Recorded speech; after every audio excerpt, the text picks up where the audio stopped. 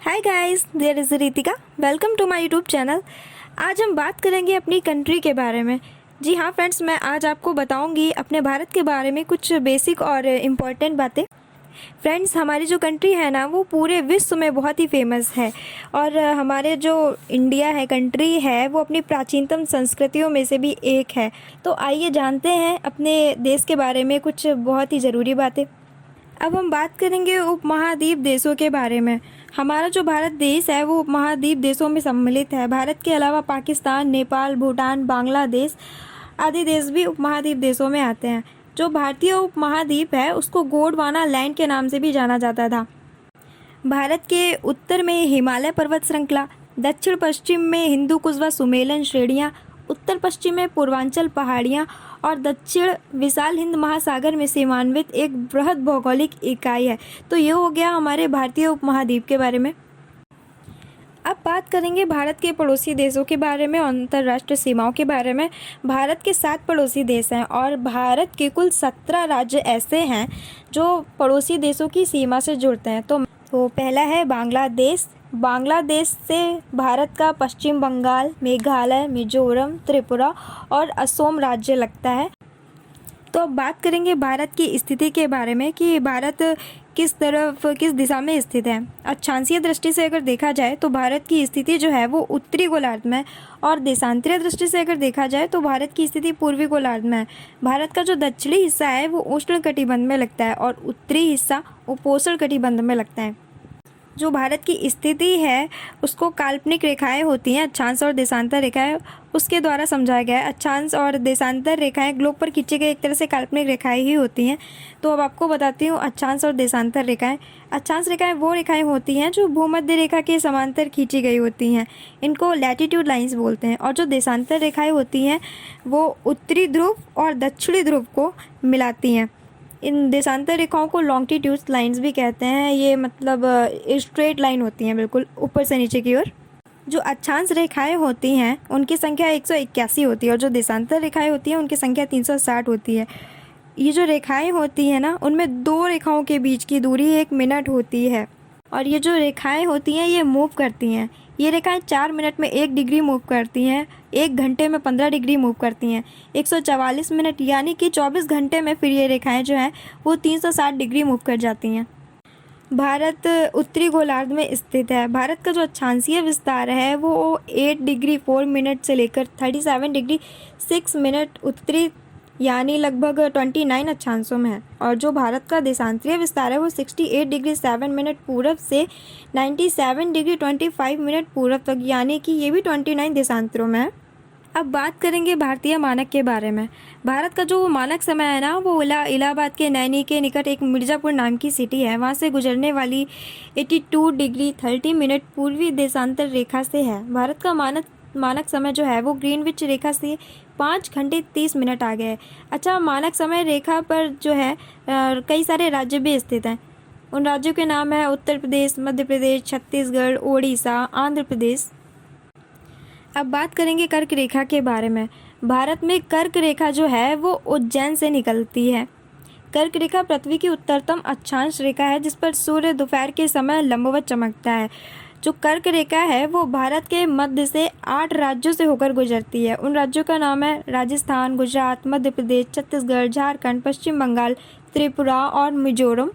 और जो कर्क रेखा है उसके उत्तर की ओर के जो राज्य हैं, यानी कि कर्क रेखा के जो ऊपर वाले राज्य हैं, उनका नाम है जम्मू कश्मीर, पंजाब, हरियाणा, उत्तराखंड, हिमाचल प्रदेश, दिल्ली, उत्तर प्रदेश, बिहार, अरुणाचल प्रदेश, नागालैंड, मेघालय, मणिपुर, असम, सिक्किम।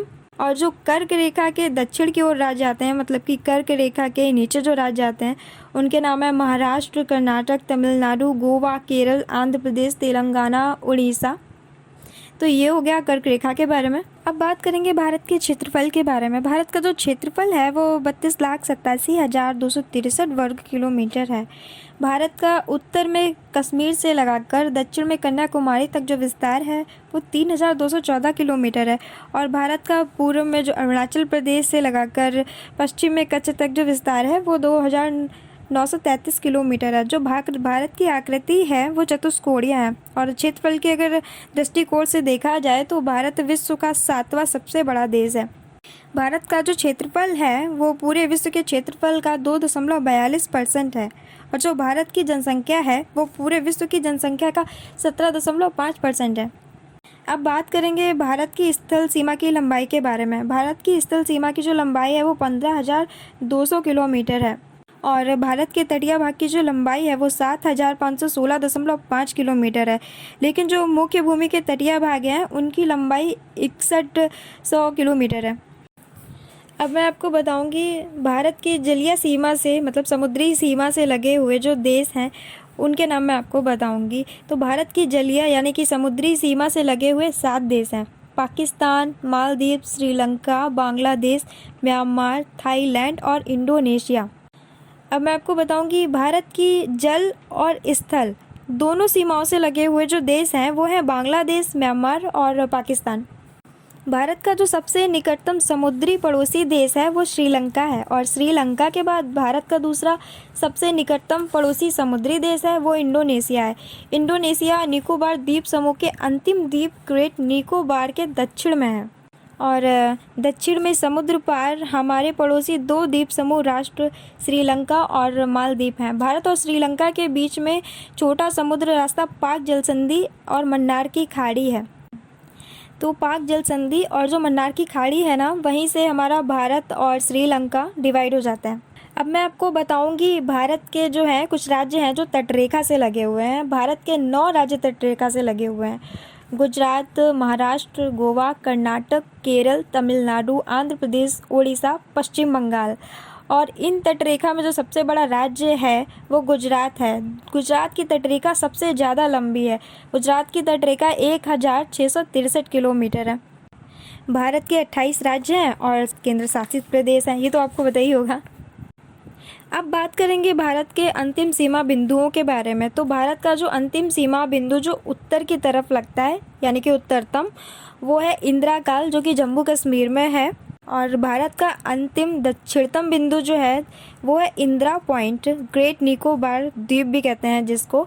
और भारत का अंतिम पूर्वोत्तम बिंदु की बिंदु में है जो अरुणाचल प्रदेश में स्थित है। और भारत का पश्चिमतम अंतिम सीमा बिंदु जो है वो गोरोमोता है जो कि गुजरात में है। अब बात करेंगे भारत के पड़ोसी देशों के बीच जो सीमा है उसके बारे में। तो पहली है डूरंड रेखा। जो डूरंड रेखा है वो पहले भारत और अफ़गानिस्तान के बीच में थी, जिसे कि 1884 में सर डूरंड द्वारा निर्धारित किया गया था। लेकिन अब ये जो रेखा है वो पाकिस्तान और अफ़गानिस्तान के बीच में है, अब भारत के बीच में नहीं है। दूसरी है मैकमोहन रेखा। मैकमोहन रेखा भारत और चीन की सीमा को कहते हैं। ये रेखा 1914 में शिमला में निर्धारित की गई थी। ये भारत के अरुणाचल प्रदेश और चीन के मध्य सीमा का निर्धारण करती है। तीसरी है शून्य रेखा। शून्य रेखा जो है वो त्रिपुरा और बांग्लादेश के बीच में है। और चौथी है रेड क्लिफ रेखा। रेड क्लिफ जो रेखा है वो भारत और पाकिस्तान के बीच में है। इसे सर रेड क्लिफ ने निर्धारित किया था। तो ये हो गया भारत के बारे में कुछ इम्पोर्टेंट बातें। अगर वीडियो पसंद आया हो तो प्लीज़ लाइक कीजिए, सब्सक्राइब कीजिए और शेयर करिए। और ऐसे ही इम्पोर्टेंट जानकारियों के बारे में जानने के लिए हमसे जुड़े रहिए। Thank you. Why not app को आप ज़रूर डाउनलोड करें। इसमें आपको बहुत से अच्छे लेसन्स और टॉपिक्स मिलेंगे जिनसे आपको तैयारी करने में बहुत अच्छी मदद मिलेगी।